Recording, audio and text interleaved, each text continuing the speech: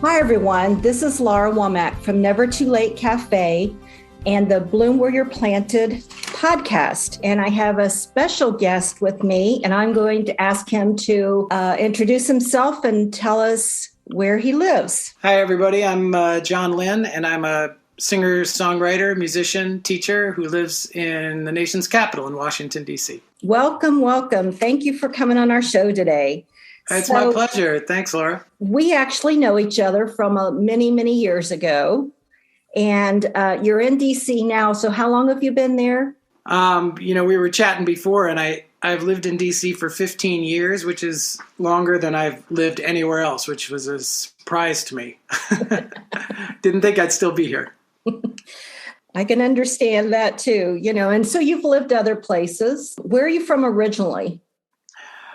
I was born in Chicago, Illinois, and grew up downstate in Mattoon, Illinois, which is near Champaign-Urbana, about 45 minutes south of Champaign-Urbana, for those of you who know the Midwest. And then I lived in Kentucky for about 2 years until I was about 12. And then I went away to a private school in Massachusetts, which is how I ended up in Massachusetts. And that's where we met, was through a mutual friend. Yeah. Teresa Storch. T. Storch. Big shout out to T. Love T. I was at their wedding, by the way, and it was beautiful. Lovely. I was on Zoom. I was one of the Zoomers. Oh, I didn't know it was on Zoom. That's great. Yeah. So how long were you in the Boston area? Well, I was there while I was in boarding school and then in college. And then I actually dropped out of college and went back later in life. So I was in Massachusetts from about, 1979 to about 1986. That's 7 years. And then again from 93 to 2005. So that's 12 years. So almost 19 years in toto, almost 20 years. Wow. Yeah. So I see you're a teacher. Where is it that you teach?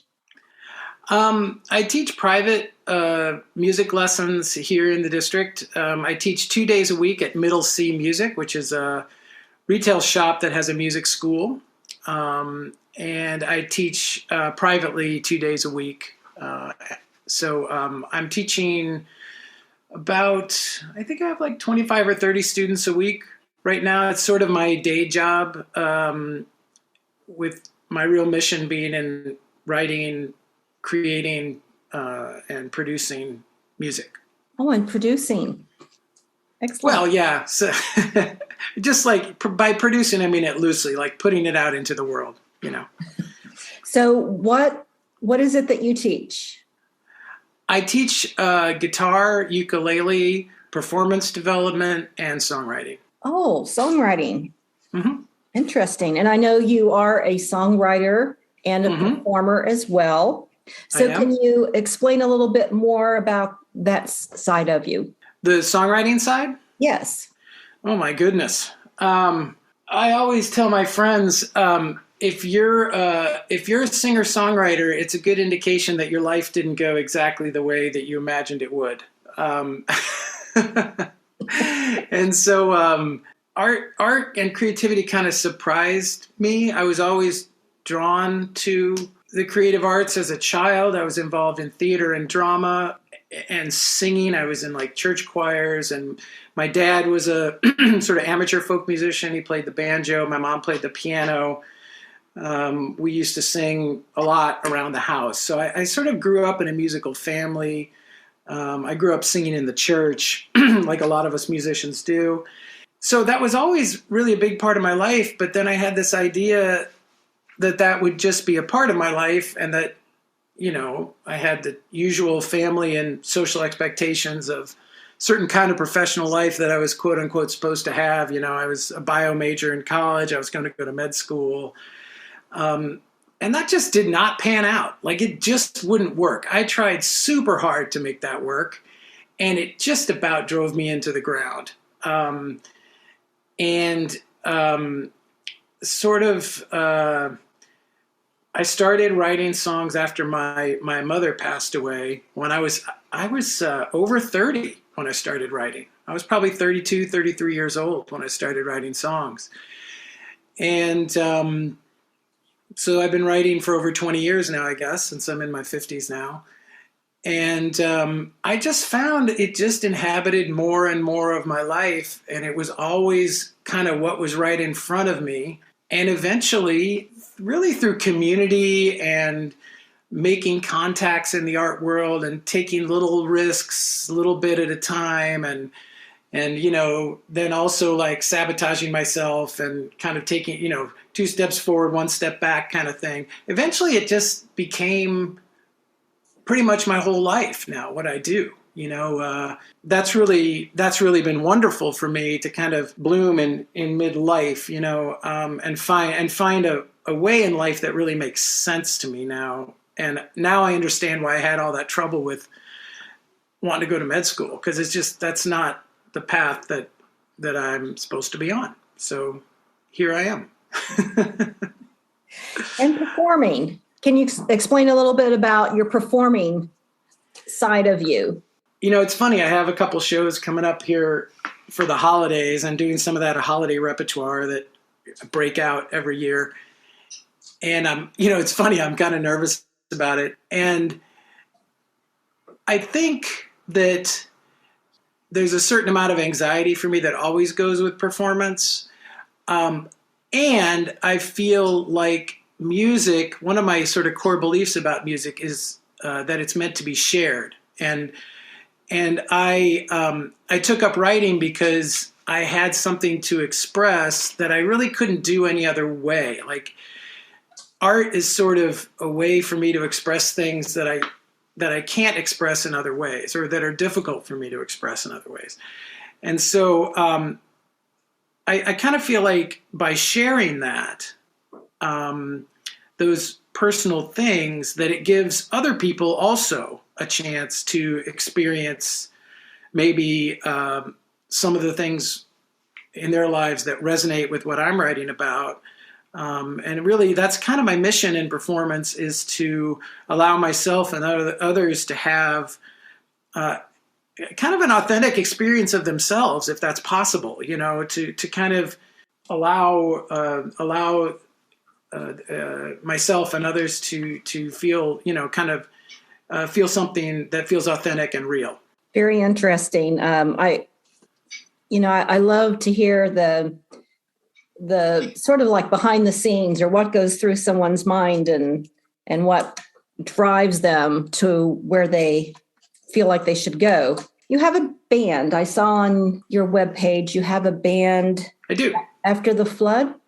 Yeah. After the Flood. And After the Flood is, in the pandemic, there was not much of an After the Flood. And I'm in the process of kind of trying to understand what that band might be again. Some of the personnel have quote unquote real jobs, and it's hard, it's difficult to, can be difficult to schedule rehearsals and stuff like that. But yeah, I've had that band, formed. I'm here in DC. I'm part of a progressive Episcopal congregation here, St. Stephen's and the Incarnation, over in Columbia Heights. Shout out to St. Stephen's. And I met 2 women in the church choir there who also had a love of sort of Americana, spiritually themed music. A lot of Patty Griffin and John Prine and Johnny Cash and the Avett Brothers and that kind of stuff. And Jason Isbell, those kind of writers. And we started doing Americana music in church, believe it or not. And then people started hiring us to do parties, and then we made a record and started doing shows. And so that band, again, sort of formed organically out of kind of the rest of my life. And since then, the 2 women I formed the band with have moved away. We still sing together when we can, but they're not here in DC anymore. And some other personnel came into the band, and the band changed a bit at that point, but it's still sort of an Americana folk rock band with sort of some rock influences, and we do a bunch of my tunes. We have one other writer in the band, and then we do some sort of folk covers and stuff like that, folk and folk rock covers. Mm-hmm. So you're the main element, the stable. Yeah, I'm kind of the band. I'm the leader of that band, I would say. Yeah, definitely. I was going to ask about pandemic, and you kind of started that conversation. How have things changed for you with all of this? Did you have students for your music school? Were you? Yeah. You did? Oh, yeah. Yeah, I was teaching totally on Zoom for about 14 months. From March of 2020 to July of 2021, I taught all my lessons on Zoom. I actually had more students than I could teach. I had to close my schedule because the pandemic was an opportunity for people who'd always wanted to learn how to play to pick up the instrument. So I just had a ton of students, and I still have a full schedule of students now. And even though I'm back to teaching one-on-one, I'm vaccinated and, taking precautions and all that. But probably 50% of my students still choose to do the lessons on Zoom, believe it or not. Like, they don't have to park, they don't have to drive anywhere, or they do a little of each. They'll come in for a lesson and then they'll take a week at home. So I think the pandemic has, changed, maybe for good, the way that I teach. I can't necessarily speak for other teachers, but I'm not sure that genie's going back in the bottle. Good analogy. Well, and if it's like Boston, I've not driven in DC, but I've heard it can be a challenge. Yeah. So I might want to do Zoom once in a while too, just to save my nerves. So, and you're a Berkeley grad. Kind of. I am a grad of their online school, the Berkeley Music Online, where I have a teaching certificate from them, which really helped me get my first job teaching at a school. I think it just gives you a little bit of street cred, so that was very helpful. Definitely. Well, like I had referred to, we met in the Boston area. My nonprofit was having open mic nights, and Teresa Storch brought you and other musicians in. And I remember you, it was summer, but I remember you being the barefoot guitar player. I have a picture. So funny. It's like I was trying so hard to be a hippie, I went to boarding school and I just always wanted to be a hippie, but I just, I can't get rid of my inner preppy. It's so funny. I've stopped trying. It's okay. You seemed so relaxed and so just, you just went with the flow, and that was amazing. Oh, thanks. I'm sure I was terrified. From that time, I, met some really interesting people, and you're one of which I did. And so, it was a lot of fun, and I hope it was for you too. Those were great days. Teresa Storch, who we were just talking about, was a huge mentor and influence on me. She had her foot in the door. She had a record that she had made already when I was just getting started. And she kind of took me by the hand, took me out to your open mic and many other things. I was kind of like a roadie for her sometimes. I just follow her around with my eyes bulging out because I was just I so want to be a part of this. So she was a huge influence, and I'm grateful to you too, and everyone who runs open mics, because they're such good performance development for people who are starting out. They tend to be very supportive environments. The community tends to develop around them, and I think that community is just sort of an irreplaceable part of artistic development for people. It's like we have to have support. I have to have supports. I have to have other people who are living the same life as me, the same type of creative life, because it's not like going to law school or something where, there's very socially identifiable markers. Oh, I passed the bar, I got into school, I graduated, whatever it is, I got a job at a law firm. It's like there are very kind of identifiable steps to that process. And I feel like the creative lifestyle is really full of uncertainty and kind of groping around in the dark. So it's a very tribal thing. I mean, I feel like being part of a group of artists has been so important. So thanks to you and to everybody out there who does this work. Well, just a quick comment is one of the things that I experienced is that there could be an energy that happens that you can't anticipate. Someone might be sitting there, someone might join in that you don't know, and it just happens. And it's so spontaneous and it's kind of magical. So I've experienced that a few times when we did that. So this podcast is called Bloom Where You're Planted. That means something different for everyone. So can you tell us what that quote means to you?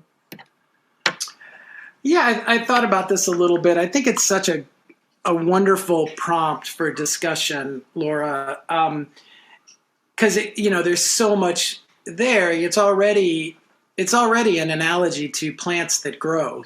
So it's like we were just talking about artistic development, and it kind of makes me think of that. I just read Mary Gaucher's book. I don't know if you know Mary, but she's a wonderful songwriter out of New Orleans, has written some really iconic folk songs. And she wrote a book called Saved by a Song. And at the beginning, she talks about how really bringing forth what's inside you is really a way of saving yourself. And if you find that you can't bring forth what's inside you, it can eat away at you. It can even kind of destroy you. It's like, and I kind of feel like Bloom Where You're Planted to me means in some way sort of allowing what's inside you, no matter where you are, to come out of you. And to me, that's what art and songwriting is about, that I can get to things that are buried in me underneath my conscious mind through music and poetry and writing that I really can't access any other way. And they help me to bring out that light within me. It's sort of like the old spiritual, this little light of mine, I'm going to let it shine. It's like that. Like there's something in me that wants to come out. And can I help with others? I have a friend who I call the midwife of my records. She really has coached me through making records, because there's a lot of resistance involved in putting your little artistic children out into the world, your little songs, and they're so personal and people are going to see them and you don't know how they're going to react to them. And so we need others to help us give birth to this sort of authenticity that lies somewhere within us, although I do it imperfectly, but that's sort of what I think of, at least in part, is this general sense of allowing something to emerge from you.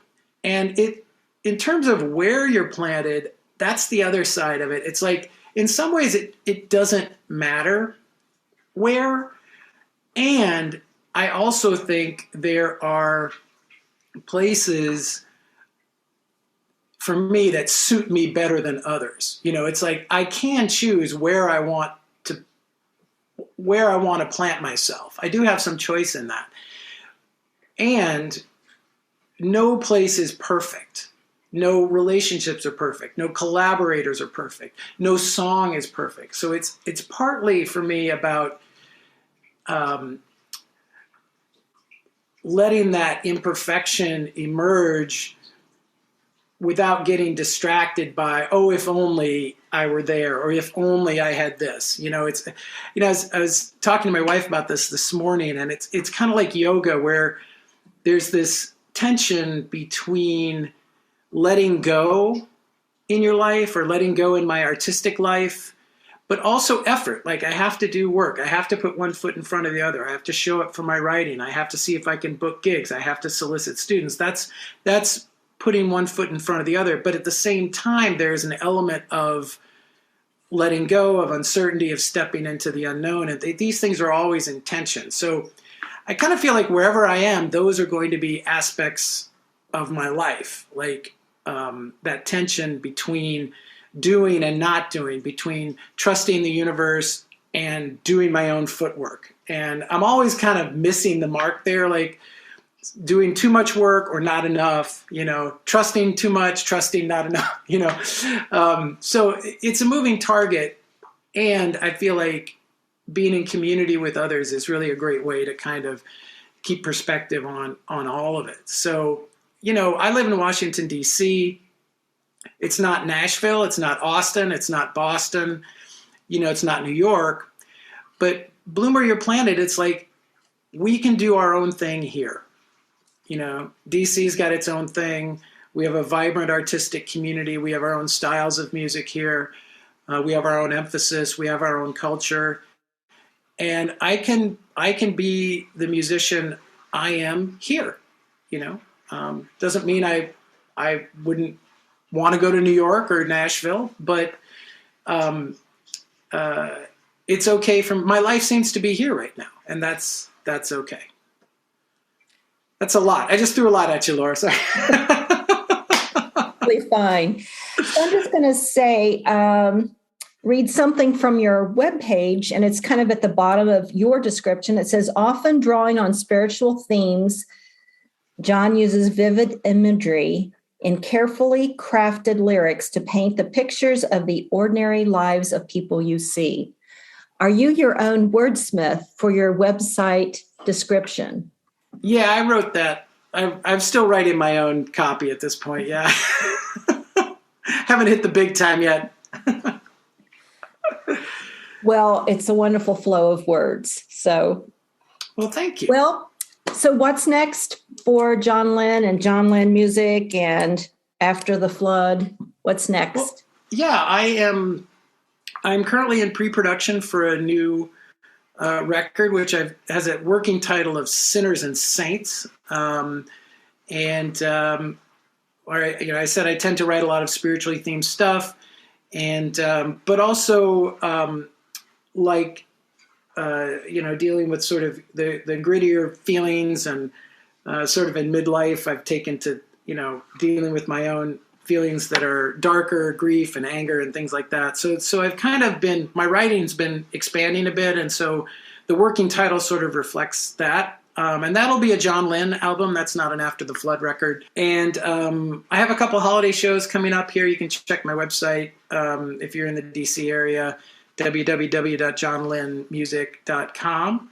And, I'm continuing to teach. I have my student recitals coming up, one in December, one in January, where we do performance development and really have a joyful time sharing music with one another. So, part of my work is to continue teaching and trying to facilitate the artistic development of students, young people, and that kind of thing. So wonderful. I thank you so much for joining us today. And again, your website is www.johnlinnmusic.com. And you have a YouTube channel as well. I do. Yep. And you're on Facebook. I am. Yeah. I think it's at John Linn Music on Facebook, and at After the Flood Music on Facebook. You can find our Facebook pages there. There's some videos there too, and also on the YouTube channel. Well, again, thank you so much for being with us today.